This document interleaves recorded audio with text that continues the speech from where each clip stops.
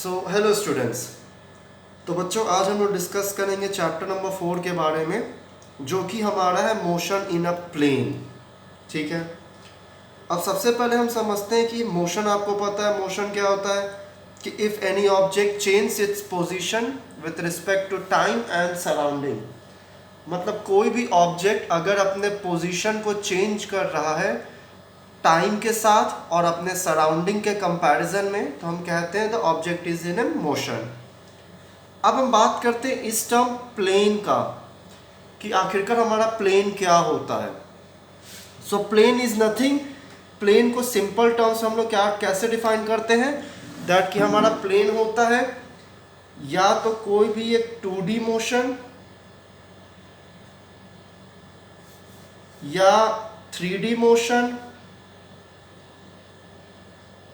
ठीक है। एग्जाम्पल, ये मैंने यहाँ पे आपका 2D मोशन बनाया, ये x एक्सिस, ये y एक्सिस मैंने ले लिया, यहाँ मैंने टाइम इन सेकेंड्स लिया, यहाँ मैंने डिस्टेंस इन मीटर लिया, तो हमको यहाँ पे वेलोसिटी मिल जाएगा। अब कोई भी ऑब्जेक्ट हमारा यहाँ पे मूव कर रहा है, तो ये हमारा क्या हो जाएगा, मोशन इन अ प्लेन। अब अगर मैं 3D की बात करूँ, तो 3D में आपका बेसिकली क्या हो जाएगा, एक आपका 3D फिगर हो जाएगा जिसमें कि आपका एक्स प्लेन, वाई प्लेन और जेड प्लेन, आपका ये तीनों प्लेन आता है। तो बेसिकली हमें यही देखना है कि आखिरकार हमारा बॉडी जब किसी भी प्लेन में मूव करता है, दैट मीन्स किसी भी 2 डायमेंशनल मोशन या 3 डायमेंशनल मोशन में मूव करता है, तो हम उसको कैसे डिनोट करते हैं। उस केस में अगर 3D में मूव कर रहा है तो हम उसकी वेलोसिटी कैसे कैलकुलेट करेंगे, कितना दूर गया। सिंपल सा कॉन्सेप्ट, आप जब बॉल को फेंकते हो हवा में खेलते टाइम, तो आपका बॉल कितना डिस्टेंस कवर करेगा, कितना दूर जा करके गिरेगा, ये हमारा माइंड एक कैलकुलेशन करता है। लेकिन वो कैलकुलेशन हमारा किस टाइप का होता है, बस एक एनालिटिकल कैलकुलेशन होता है, मतलब हम एनालाइज करके हम फेंकते हैं। अब उसी का हमारा थियोरेटिकल कैलकुलेशन हम कैसे करेंगे, तो वो हम बेसिकली इस चैप्टर में पढ़ेंगे। ठीक है। तो चलिए स्टार्ट करते हैं हम अपने चैप्टर से। सबसे पहला आपका आता है वेक्टर्स में, कि सबसे पहले आपका वेक्टर्स होता क्या है। तो वेक्टर्स आपका क्या होगा, वैसा कोई भी क्वांटिटी, ठीक है, which has both magnitude and direction. मतलब कोई भी ऐसा क्वांटिटी जिसके पास हमारा मैग्नीट्यूड भी हो और डायरेक्शन भी हो। Example, 20 kilometre towards north.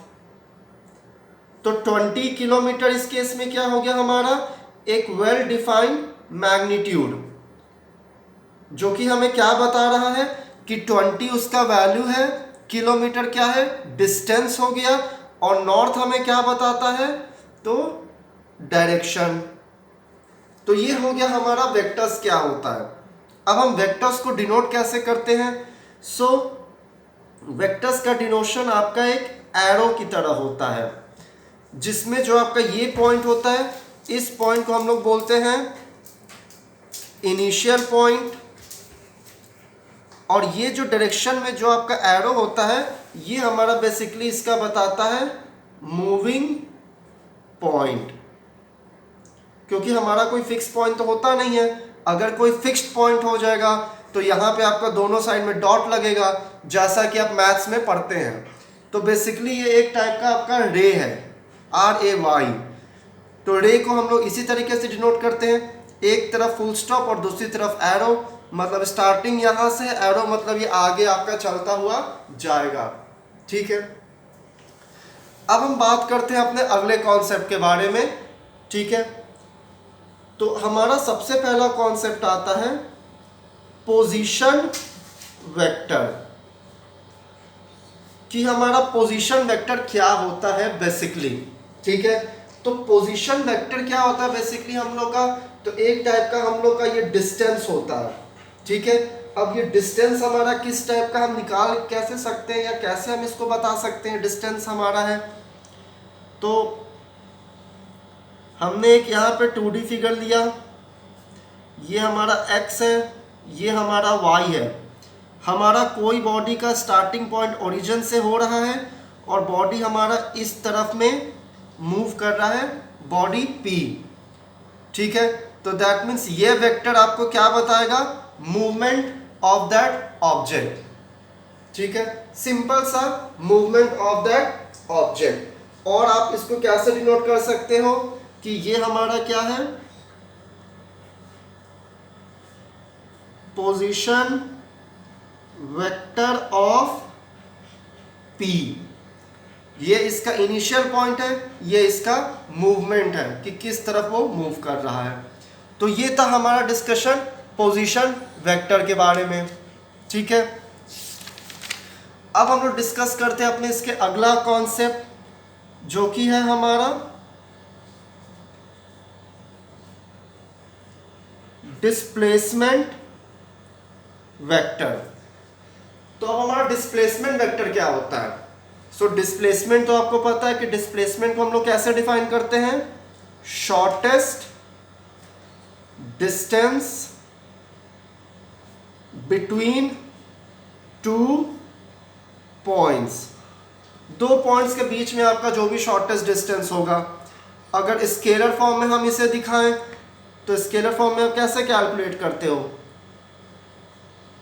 मान लो कि यहाँ पे आपका घर है, यहाँ पे आपका स्कूल है, तो आप अपने घर से स्कूल डिस्प्लेसमेंट को आप कैसे शो करते हो, आप इस तरीके से शो करते हो कि ये जो हमारा H to S डायरेक्टली है, ये लाइन हमारा क्या शो कर रहा है, डिस्प्लेसमेंट शो कर रहा है। इसी में बस आपको एक आगे एरो हेड लगा देना है, तो ये इसका वेक्टर डिनोशन हो जाएगा कि ये आपका डिस्प्लेसमेंट शो कर रहा है। अब अगर इसे हमें ग्राफिकल मेथड से दिखाना हो, ग्राफ में कि हम इसको कैसे दिखाएंगे, तो चलिए हम वो भी हम निकाल करके देखते हैं। तो हमने फिर से एक आपका 2D प्लेन लिया है, ये हमारा x है, ये हमारा y है, ये हमारा ओरिजिन है। ठीक है, अब हमारा ये एक वेक्टर है एट पॉइंट P जिसका टाइम इंटरवल हमारा क्या है, t, क्योंकि ऑब्जेक्ट अगर मूव करेगा तो कुछ समय में मूव करेगा, तो टाइम इंटरवल इसका t और ये इसका पोजीशन है P। एक हम लोगों का दूसरा वेक्टर है Q, इसका टाइम इंटरवल है हमारा t डैश। तो हमारे यहाँ पे दो अलग अलग पोजीशन वेक्टर है। ये हमारा OP जो है पोजीशन वेक्टर ऑफ P है एट टाइम इंटरवल t, और ये जो हमारा OQ है ये है हमारा position vector of Q at time interval t dash.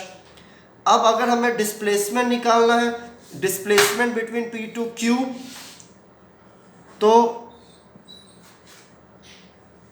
ये हम लोग एरो हेड से हमने ऐसे करके बस शो कर दिया। तो ये हम लोग का फिर क्या बता देगा, डिस्प्लेसमेंट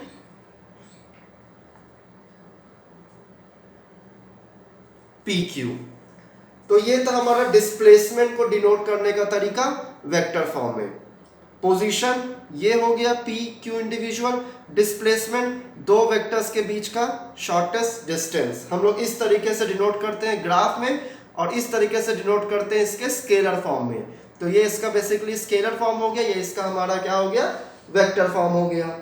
ठीक है, अब वेक्टर्स जो हमारे होते हैं उनके भी कुछ एक प्रॉपर्टीज होते हैं। दैट मीन्स कि वेक्टर्स भी जो होंगे आपके इक्वल वेक्टर होंगे, अनइक्वल वेक्टर होंगे, कोलिनियर वेक्टर होंगे, मॉड ऑफ वेक्टर होगा, फ्री वेक्टर होगा, फिक्स्ड वेक्टर होगा। तो बहुत अलग अलग टाइप के आपके वेक्टर क्वांटिटीज होते हैं जिनको कि हम डिफाइन करते हैं। ठीक है, तो आइए अब हम उन डेफिनेशंस को जानते हैं वेक्टर्स के। सो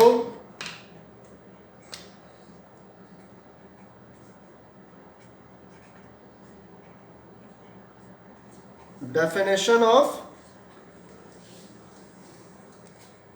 vectors। ठीक है, एक एक करके डिस्कस करेंगे, इजी होगा आपको समझने में, सब कुछ आप आराम से इसको समझ पाओगे। ठीक है, तो स्टार्ट करते हैं हम लोग सबसे पहले किससे। तो सबसे पहला वेक्टर हमारा आता है इक्वल वेक्टर। इक्वल वेक्टर, अब यह नाम ही है इक्वल वेक्टर, इसका मतलब क्या हो गया कि जब दो वेक्टर का मैग्नीट्यूड और डायरेक्शन सेम हो तो उस टाइप के वेक्टर्स को हम क्या बुलाते हैं, इक्वल वेक्टर। तो इसको हम डिफाइन कैसे करेंगे, two vectors having same magnitude and same direction. इसमें आपका कीवर्ड क्या है, तो आपका यहां पे कीवर्ड है सेम मैग्नीट्यूड और सेम डायरेक्शन। डिनोट कैसे करेंगे हम लोग, मान लिया हमारा कोई वेक्टर ए है, ये हमारा दूसरा वेक्टर है बी। इसको हम न्यूमेरिकल या स्केलर फॉर्म में हम कैसे लिखेंगे, so vector A is 10 kilometre towards east and vector B is 10 kilometer towards east। तो जब ऐसा कंडीशन हमारा आएगा तो हमारा वो क्या हो जाएगा, इक्वल वेक्टर। तो ये था हमारा वेक्टर का पहला प्रॉपर्टी। अब हम दूसरे प्रॉपर्टी की बात करते हैं, that is negative of a vector या फिर नेगेटिव वेक्टर। तो दूसरा हमारा आता है यहां पे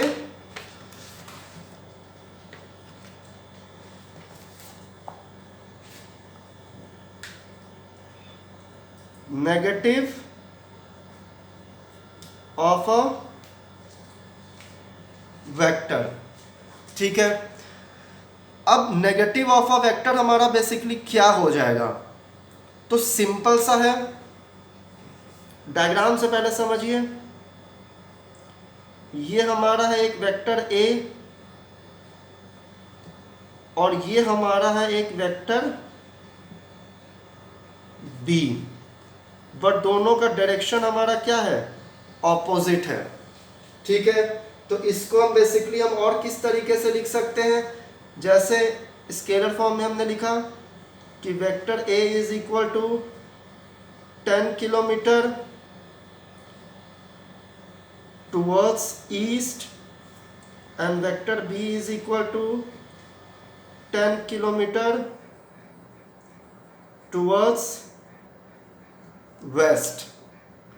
मतलब मैग्नीट्यूड सेम है, बस डायरेक्शन ऑपोजिट है। तो हम लोग इसको और एक तरीके से क्या लिख सकते हैं, that vector A is equal to minus of vector B, कि हमारा जो वेक्टर A है वो हमारा माइनस ऑफ वेक्टर बी के इक्वल है। ठीक है, तो ये हमारा हो गया नेगेटिव ऑफ अ वेक्टर। बस ध्यान ये रखना इसमें, मैग्नीट्यूड एग्जांपल इसी का मैं बता रहा हूं, यहाँ पे magnitude same direction same, negative of a vector में मैग्नीट्यूड सेम डायरेक्शन ऑपोजिट। अब यहाँ ईस्ट है तो यहाँ वेस्ट ही होना चाहिए नेगेटिव ऑफ अ वेक्टर के लिए, नॉर्थ या साउथ नहीं आएगा। ठीक है, अब हम लोग अपने तीसरे वेक्टर को डिफाइन करते हैं, that is modulus of a vector या फिर मॉड ऑफ अ वेक्टर भी जिसको हम बुलाते हैं।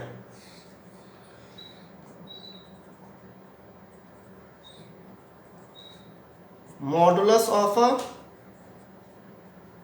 वेक्टर, इसको हम एक और नाम से बुलाते हैं मॉड ऑफ वेक्टर। ये आपको सॉल्व करना होगा, न्यूमेरिकल में आपका इसका बहुत ज्यादा जरूरत पड़ता है। ठीक है, तो हम लोग मॉड ऑफ अ वेक्टर या फिर मॉडुलस ऑफ अ वेक्टर को हम लोग कैसे डिफाइन करते हैं, तो इट इज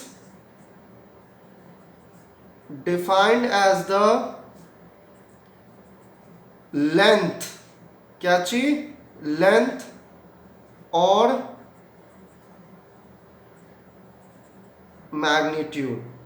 मतलब लेंथ का अब लेंथ तो ऑब्वियसली हमारा क्या हो गया, डिस्टेंस हो गया, 20 किलोमीटर, 30 किलोमीटर, 10 किलोमीटर, 5 किलोमीटर, ठीक है।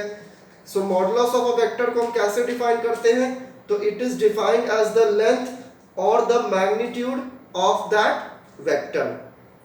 अगला पॉइंटर जो आपको इसमें ध्यान देने वाला है वो क्या है, that modulus of a vector is always a scalar quantity. अब आपका यहां पे आएगा कि यहां तो हमने पढ़ा मॉडुलस ऑफ अ वेक्टर और हम इसको डिफाइन कर रहे हैं कि ये तो हमारा भैया एक स्केलर क्वांटिटी है। तो ऐसा कैसा हो गया, आपके मन में क्वेश्चन आएगा कि how come it is possible that when we are studying about a vector thing, तो how come we say that it is a scalar quantity. So dear, इसको हम स्केलर क्वांटिटी इसीलिए बुलाते हैं because it always defines the length और the magnitude of that vector. मैंने कहीं पे भी लेंथ विथ डायरेक्शन का मेंशन नहीं किया है, लेंथ विथ डायरेक्शन कहीं पे भी नहीं है, या फिर डिस्टेंस विथ डायरेक्शन कहीं पे भी नहीं किया है मैंने सिर्फ लेंथ की मेजरमेंट की बात की है। एग्जाम्पल, आप दुकान पे जैसे अगर आप कपड़ा खरीदने जाते हो जिसको आप सिलवाना चाहते हो, तो आप क्या बोलते हो, या पूजा के समय में जब आपको कपड़े की जरूरत पड़ती है, या कभी आपको जब कपड़े की जरूरत पड़ती है, तो भैया 2 मीटर या 3 मीटर मुझे कपड़ा दे देना। तो ये जो आप 2 मीटर्स या 3 मीटर्स जो आप कपड़ा मांगते हो, तो बेसिकली आप उससे क्या मांग रहे हो, फिजिक्स के टर्म में, वेक्टर्स के टर्म में, तो आप उससे मॉडुलस ऑफ अ वेक्टर मांग रहे हो, ठीक है। अब हम इसको डिनोट कैसे करते हैं, सो मान लीजिए कोई हमारा एक वेक्टर ए है, तो ये इसका डिनोशन हो जाएगा किसका, मॉडुलस ऑफ वेक्टर का। सिंपल सा, डेली लाइफ से कोरिलेट करो, 2 मीटर कपड़ा modulus of a vector, 2 kilometre towards east मतलब एक वेक्टर, 2 ऑब्जेक्ट, आप लोग 2 भाई हो, साथ में स्कूल आ रहे हो, सेम आप डिस्टेंस कवर कर रहे हो, साथ में चल रहे हो, मतलब आपका क्या हो गया, इन इक्वल वेक्टर हो गया। आप स्कूल से घर जा रहे हो और आपके कोई गार्जियन आपको लेने आ रहे हैं और आपको नहीं पता है, तो आप स्कूल से घर जा रहे हो और आपके गार्जियन या पेरेंट्स घर से स्कूल आ रहे हैं, मतलब डिस्टेंस दोनों का क्या है, इक्वल है, लेकिन डायरेक्शन दोनों के आने जाने का क्या है, ऑपोजिट है। पापा मम्मी आपके घर से स्कूल आ रहे हैं और आप स्कूल से घर जा रहे हो, so that is your negative of a vector. Modulus of a vector, 2 metre कपड़ा हमें दे दिया, वो हमारा क्या हो गया, मॉडुलस ऑफ अ वेक्टर, ठीक है। अब जो हमारा फोर्थ टाइप का वेक्टर है वो होता है हमारा यूनिट वेक्टर। अब मैथमेटिक्स में आपने पढ़ा होगा यूनिट मतलब क्या होता है, कोई भी क्वांटिटी जिसकी हमारी वैल्यू 1 हो, ठीक है। तो फिजिक्स में भी आपका वो मिलता जुलता ही क्वांटिटी है, ठीक है। लेकिन यहाँ पे आपका सिर्फ डिफरेंस क्या हो जाएगा कि इसी को यूनिट वेक्टर ऑफ ए, ये हमारा क्या डिनोट कर रहा है, यूनिट वेक्टर। जब 2 ब्रैकेट के बीच में वेक्टर हो तो वो आपका हो जाएगा मॉडुलस ऑफ अ वेक्टर। जब किसी भी क्वांटिटी के ऊपर अगर आपका कैप लगाओ, टोपी लगाओ, तो वो उसका क्या बता देगा आपको, यूनिट वेक्टर। और अब यूनिट वेक्टर को हम कैलकुलेट कैसे करते हैं या किस तरीके से करते हैं, तो unit vector is equal to vector A upon mod of vector. मतलब कि वेक्टर ए की क्या क्वांटिटी है और उसका मॉड का कितना क्वांटिटी है। न्यूमेरिकल सॉल्व करेंगे जब, तो आपको ये बहुत इजी लगेगा और सॉल्व करने में, ठीक है। Vector A 20 kilometre towards north, mod of A 20 kilometre, काम खत्म। एक वेस्ट है और एक 20 किलोमीटर है, तो एक में डायरेक्शन है, दूसरे में डायरेक्शन है ही नहीं हमारा, दूसरे में सिर्फ मैग्नीट्यूड है।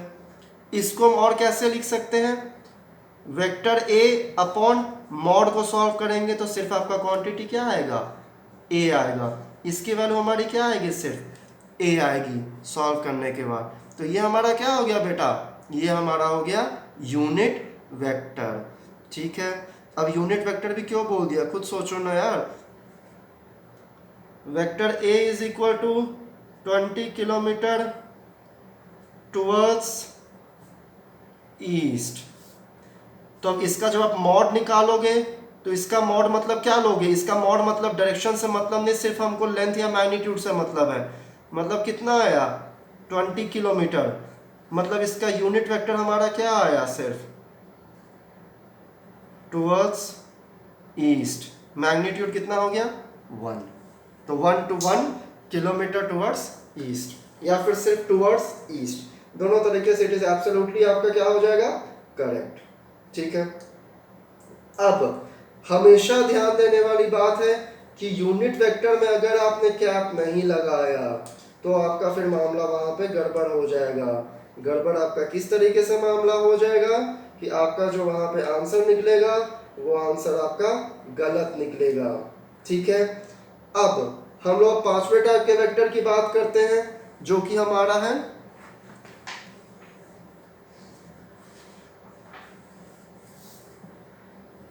Fixed vector. सबका डेफिनेशन उसके वर्ड में ही छुपा हुआ है। फिक्स्ड, फिक्स्ड मतलब क्या हो गया, जिसकी क्वांटिटी फिक्स हो, कंफर्म हो। अब किसकी क्वांटिटी आपकी कंफर्म हो सकती है, जब किसी का फिजिक्स के टर्म में जब किसी का स्टार्टिंग पॉइंट कंफर्म हो। एग्जाम्पल, आप स्कूल जा रहे हो, फिक्स वेक्टर हो गया।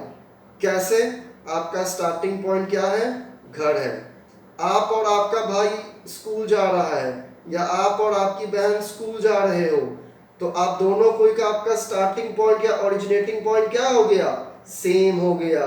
तो इस केस में जब भी हमारा स्टार्टिंग पॉइंट या फिर इनिशियल पॉइंट हमेशा फिक्स हो तो उस टाइप के वेक्टर को हम लोग क्या बुलाते हैं, फिक्स्ड वेक्टर। तो इसको हम लोग कैसे डिफाइन करेंगे, डिफाइंड एज द स्टार्टिंग और इनिशियल पॉइंट फिक्स्ड। जब भी स्टार्टिंग या इनिशियल पॉइंट हमारा फिक्स हो गया तो वो हमारा क्या हो गया, फिक्स्ड वेक्टर हो गया। अब दूसरा हमारा अगला क्या आएगा इसमें, फ्री वेक्टर। अब फिक्स था तो स्टार्टिंग पॉइंट हमारा फिक्स था, अब फ्री वेक्टर होगा तो हमारा फ्री वेक्टर क्या होगा, तो नो स्टार्टिंग पॉइंट, और क्या लिख सकते हैं इसको हम लोग, स्टार्टिंग या इनिशियल पॉइंट नॉट फिक्स्ड। अब इसका एग्जांपल आपको दे रहा हूं। मान लो कि आप अपना 12th के बाद आप पढ़ाई करने के लिए हॉस्टल में चले गए। हॉस्टल में तो भैया दोस्तों के साथ रहोगे, मम्मी पापा के तो साथ रहोगे नहीं। अब मान लो कि आपको थीसिस रिपोर्ट तैयार करना है, आपको प्रोजेक्ट बनाना है और अगले दिन सुबह उठ के आपको कॉलेज जाना है। तो आप कभी अपने कमरे में अकेले प्रोजेक्ट बनाओगे तो आप अपने कमरे से निकलोगे, अगले समय आपको फिर कॉलेज जाना, अगले दिन आप अपने दोस्त के कमरे में हो, वहीं पे सो गए, दोस्ती निभा रहे हो।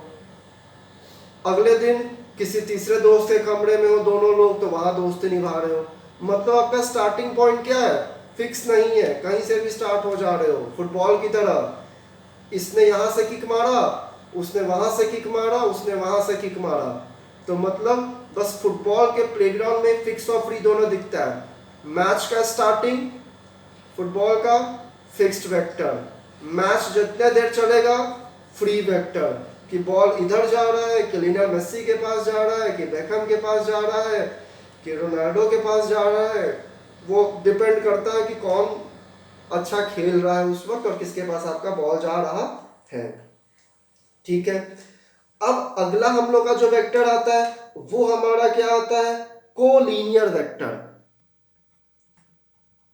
Collinear vector, I hope so कि आप लोग को ये इजीली समझ में आ रहा होगा। डेली लाइफ से एग्जांपल मैं आपका ले रहा हूं। तो बेटा अब हमारा कोलिनियर वेक्टर हमारा क्या हो जाएगा, तो कोलिनियर मतलब जहां दोनों का लाइन सेम हो। एग्जाम्पल, दो राजधानी अगल बगल चल रही हैं पैरेलल ट्रैक्स पे, तो उसको जब हम डिनोट करेंगे तो वो हमारा क्या हो जाएगा, तो वो हमारा हो जाएगा को लीनियर वेक्टर। तो हम इसको कैसे डिफाइन करेंगे, so vector which move parallel to each other. एक तरीके से कोलिनियर वेक्टर को हम लोग इक्वल वेक्टर्स भी बुला सकते हैं। बात समझ रहे हो, एक तरीके से हम लोग कोलिनियर वेक्टर्स को इक्वल वेक्टर भी बुला सकते हैं। ठीक है, अब इसके बाद जो हम लोग का अगला टाइप का वेक्टर आता है वो हमारा क्या होता है, कोप्लेनर वेक्टर। सो ये था हमारा 7वां नंबर, ये हमारा 8वां नंबर, को प्लेनर वेक्टर। अब जो को मतलब तो सेम हो गया, अब प्लेनर मतलब क्या हो गया, प्लेन। तो को प्लेनर वेक्टर को हम लोग कैसे डिफाइन करते हैं, two vectors moving in the same plane. Same plane का मतलब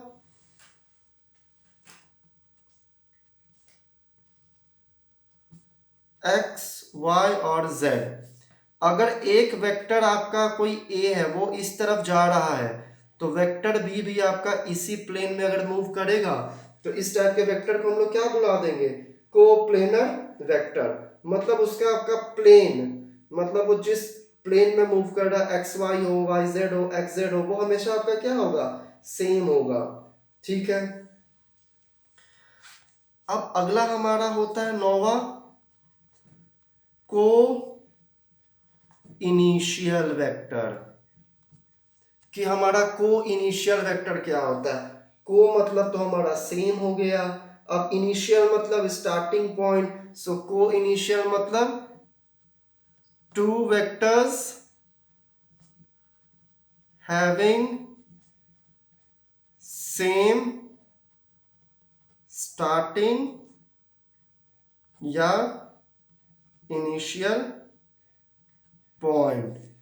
जब भी दो वेक्टर्स का आपका स्टार्टिंग या इनिशियल पॉइंट अगर आपका सेम होगा तो उस टाइप के वेक्टर को हम लोग क्या बोल देंगे, को इनिशियल वेक्टर।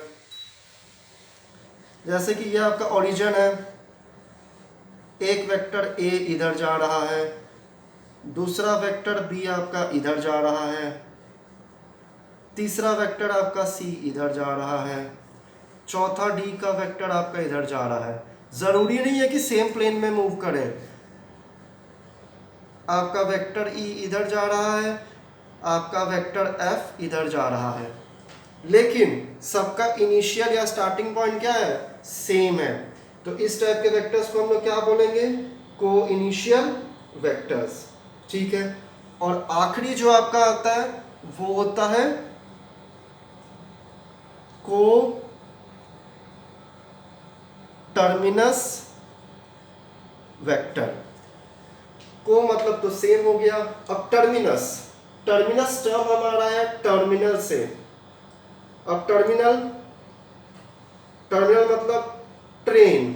चलो ट्रेन का एग्जांपल लेते हैं, रोड पे भी होता है लेकिन ट्रेन से समझाता हूं। आपका लखनऊ जंक्शन का स्टेशन आने वाला है, आपका दोस्त दूसरे ट्रेन से आ रहा है, आप दूसरे ट्रेन से आ रहे हो, या आपका दोस्त दूसरे फ्लाइट से आ रहा है, आप दूसरे फ्लाइट से आ रहे हो, या फिर आपको एक चौराहे पे आकर के मिलना है, एक गोलंबर पे आपको आकर के मिलना है। आपका दोस्त अपने घर से आ रहा है, आप अपने घर से जा रहे हो, और दोनों का घर दूर दूर पे है। ठीक है, तो दैट मीन्स उस टाइप के वेक्टर्स को हम लोग क्या बोलेंगे, को टर्मिनस वेक्टर। इसका मतलब हमारा को टर्मिनस वेक्टर को हम लोग कैसे डिफाइन बोलेंगे, कि वैसा वेक्टर्स जिसका हमारा एंडिंग पॉइंट या टर्मिनल पॉइंट सेम हो। So vectors having same terminal point जैसे कि मान लो वेक्टर ए इधर से आया, वेक्टर बी इधर से आया, वेक्टर सी इधर से आया, वेक्टर डी इधर से आया। दैट मीन्स यहाँ पे 4 वेक्टर्स आए हैं, लेकिन चारों का टर्मिनल क्या है आपका, सेम है, एक ही पॉइंट है। तो इस टाइप के वेक्टर्स को हम लोग क्या बोलेंगे, को टर्मिनस वेक्टर। ठीक है, उसके बाद हम लोग का ये जितने भी हम लोग के वेक्टर्स के टाइप के डेफिनेशंस होते हैं ये हमारे कंप्लीट हैं। इसमें बस एक और आपका वेक्टर ऐड हो जाता है जो कि बहुत इंपॉर्टेंट रोल, ये जो भी आपने पढ़ा है ये सिर्फ वेक्टर्स के नॉलेज के लिए पढ़ा है। प्रैक्टिकल यूज में आपका equal vector, collinear vector, coplanar vector basically आपके यूज में आएगा। जो आप अभी न्यूमेरिकल सॉल्व करोगे या जो भी आप कॉम्पिटिटिव एग्जाम्स में, जो भी आप जेईई या नीट का एग्जाम दोगे, तो बेसिकली आपके यही 2-3 बस पूछे जाएंगे। Modulus of a vector very important, null vector very important. अब अगला जो आपका टॉपिक है वो आपका क्या है, जो बहुत इंपॉर्टेंट है वेक्टर्स का, that is your zero vector. ये बहुत इंपॉर्टेंट है, बहुत मतलब बहुत। चलिए इंपॉर्टेंट है तो इसको अगले पार्ट से हम लोग स्टार्ट करते हैं। Zero vector. अब जीरो वेक्टर का मतलब क्या हो गया, वैसा वेक्टर जिसकी वैल्यू क्या हो, जीरो हो। अब वैसा वेक्टर की फिर बात होगी, हमको वैसा वेक्टर की जरूरत ही क्या पड़ेगी जिसकी वैल्यू जीरो हो। चलो डिफाइन करते हैं, फिर समझाता हूं। So a vector having null value, null मतलब उसके अंदर कोई वैल्यू आपका प्रेजेंट नहीं है, उसका आपका वैल्यू कितना है, जीरो है। अब इसकी हमारी जरूरत क्या पड़ गई हमारी जीरो वेक्टर की। चलो तो पहले क्वेश्चन से स्टार्ट करते हैं, फिर आंसर पे हम लोग आते हैं। एक स्टेटमेंट दिया that vector A is equal to vector B. एक स्टेटमेंट है आपका, ये आपका स्टेटमेंट है that vector A is equal to vector B, और आपका क्वेश्चन है कि vector A minus vector B आपका क्या होगा। समय दे रहा हूं 5-10 सेकंड का, सोचो आंसर क्या होगा, उसके बाद जो मैं बताऊंगा उससे अपना आंसर मिलाना। कि अगर ए आपका बी के इक्वल है तो vector A minus vector B हमारा किसके इक्वल होगा, बताइए आंसर। ए तो बी के इक्वल है तो ए माइनस बी किसके इक्वल होगा।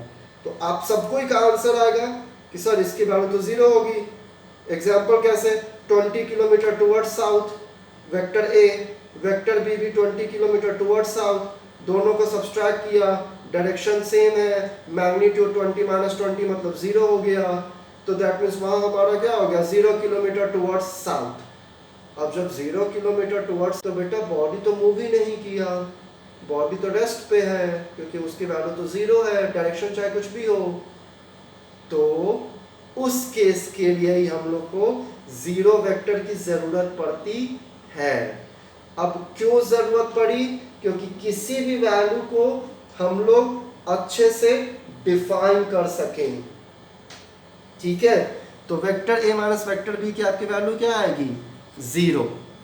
अब इसकी जरूरत क्या पड़ी आपको, जैसे मान लो कि हमने मान लिया कि वेक्टर बी हमारा, एक कंडीशन हमने ले लिया कि वेक्टर ए प्लस जीरो वेक्टर, इसकी वैल्यू क्या होगी, तो वेक्टर ए प्लस जीरो वेक्टर की वैल्यू आपकी क्या होगी, वेक्टर ए ही आपकी होगी सिर्फ एक तरीके से। अगला कोई आपका एक क्वांटिटी ले लो alpha, alpha multiplied to zero vector, alpha multiplied to zero vector, तो वैल्यू क्या आएगी, जीरो। अल्फा हमारा यहाँ क्या है, वेक्टर है, तो alpha vector into zero vector, तो वैल्यू हमारी क्या आएगी, जीरो। ठीक है, अगला कंडीशन हम मान ले रहे हैं कि हम लोग का दो नॉन जीरो वेक्टर है। दो नॉन जीरो वेक्टर होने का मतलब जैसे कि अल्फा बीटा ले लिया, तो alpha A is equal to beta B, मैंने ये स्टेटमेंट लिखा। कि alpha into vector A is equal to beta into vector B. इससे हमको क्या पता चल रहा है? तो इससे हमको यही पता चल रहा है सिंपल सा कि आपके ये जो अल्फा और बीटा है ये हमारा क्या है, कोई भी एक रियल नंबर है, कोई भी एक रियल नंबर है 10, 20, 30, 45, 4, 3, 1.5, 1.4, 1.3। That means alpha and beta are real numbers having value more than 0। मतलब कि उसकी वैल्यू आपकी 0 कभी नहीं होगी अल्फा और बीटा की। तो इससे हमारा क्या हो जाएगा कि हमारा फिर वेक्टर ए वेक्टर बी के इक्वल हम लोग कर सकते हैं। अगर 0 0 हो गया मतलब वेक्टर है ही नहीं, अल्फा की वैल्यू 1, बीटा की value 1, vector A 20, vector B 20, solve हो गया आपका क्वेश्चन, सॉल्व हो गया आपका स्टेटमेंट। तो जीरो वेक्टर का भी आपका यूज जो होगा सिर्फ क्लास 11 के न्यूमेरिकल में होगा। बाकी नल पॉइंट आपका निकालने के लिए सिर्फ आपका ये होगा कि कोई भी क्वेश्चन आपका आ गया, अगर हम उसको 0 से मल्टीप्लाई करेंगे तो हमारा आंसर आएगा 0। तो आपसे पूछा जाएगा कि वेक्टर को हमने 0 से मल्टीप्लाई किया तो क्यों वो 0 हो गया, तो आप बोलोगे according to the rule or property of a zero vector, if any vector is multiplied with 0 then we get 0। अगर कोई पूछता है कि वेक्टर a प्लस 0 वेक्टर की वैल्यू आपका वही सेम वेक्टर क्यों होता है, तो फिर according to the rule of zero vector when any zero vector is added to the number या to the vector, so the applied answer or the answer is the original vector again। तो ये बात थी आपकी vectors क्या होता है और वेक्टर्स के आपके टाइप्स क्या होते हैं। अगली क्लास में हम लोग डिस्कस करेंगे addition, subtraction and multiplication of a vector, कि हम लोग वेक्टर्स को ऐड किस तरीके से करते हैं, सब्सट्रैक्ट किस तरीके से करते हैं और मल्टीप्लाई कैसे करते हैं। तो एक तरीके से तो आपको यहाँ पे एडिशन और मल्टीप्लिकेशन का तो आइडिया मिल गया, लेकिन इसको सॉल्व करने के लिए भी लॉज हैं, law of parallelogram, law of triangles. तो खुद से आगे का चैप्टर पढ़ के रखिएगा, अगले क्लास में हम इसके बारे में डिस्कस करेंगे। ठीक है, थैंक यू स्टूडेंट्स।